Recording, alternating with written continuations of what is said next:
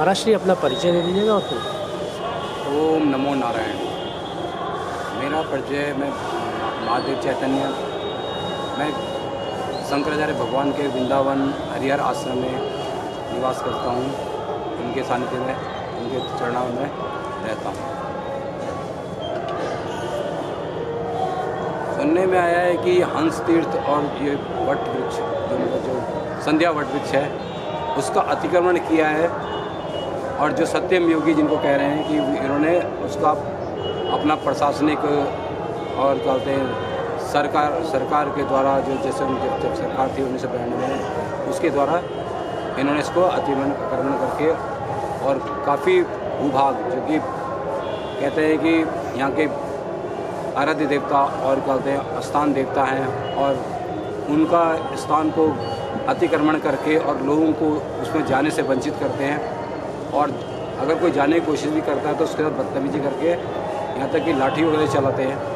तो इससे कारण क्या है कि जो वहाँ पे लाभ है, जो जैसे संध्या के जो दोष हैं उनको निवारण करना चाहते हैं, क्योंकि ये संध्या त्रिकाल संध्या वगैरह अगर जो नहीं करते हैं तो वो अपने पितरों का ही खून का पान करते हैं, यह हमारे विधान में कहा गया है। लेकिन कहते हैं कि जो सत्यम योगी जो कि अभी इस पूरे क्षेत्र को पूरा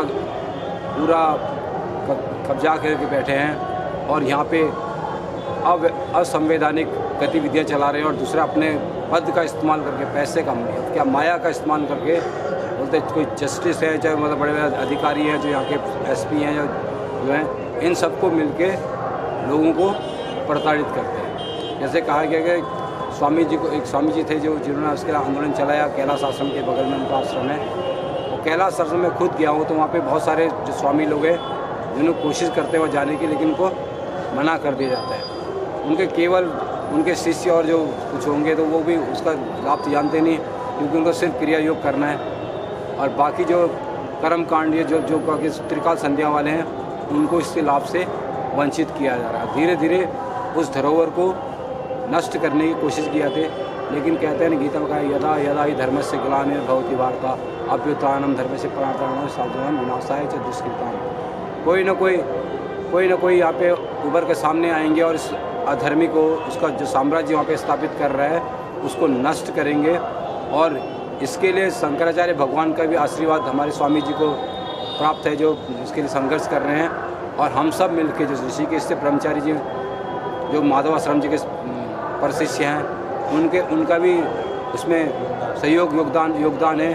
और मैं महादेव चैतन्य, मैं वृंदावन से, जो राधा रानी की नगरी और कृष्ण भगवान की उसका नगरी है, और मेरे साथ बैठे हैं मेरे जो गौ सेवक हैं शुभम सिन्हा जी, ये भी बहुत इस मामले इस पक्ष में कि इसको मुक्त किया जाए, और ये भी वहाँ लगातार जाके संध्या करते हैं।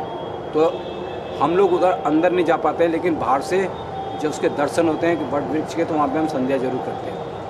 इसको करने से और कहते हैं लाभ यह है कि मानसिक शांति मिलती है, और कहते हैं अपने संध्या के पुराने जो दोष कभी छूट जाते हैं, कभी उनका भी निवारण होता है। अतः मेरा आप सब सनातन धर्मियों से ये अनुरोध है, क्योंकि कुंभ जो है ना सनातन धर्म की ध्वजा पताका और कहते हैं ध्वजवाहक हैं, तो इन सब को कम से कम आगे बढ़कर इस तीर्थ को मुक्त करना चाहिए, और करने में पूरा सहयोग स्वामी जी का करना चाहिए। और स्वामी जी की जान पे अगर कोई खतरा करेगा तो उसको उचित दंड दिया जाएगा।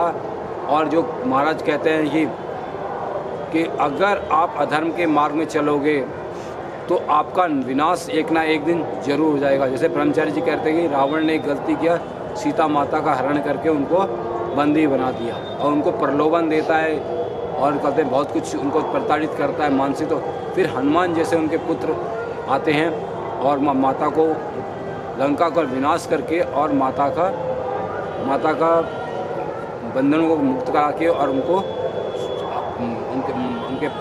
उनके यथोचित स्थान दिलाते हैं। जय श्री राम और ओम नमो नारायण। जय हंस भगवान। जय हंस भगवान, जय हंस तीर्थ।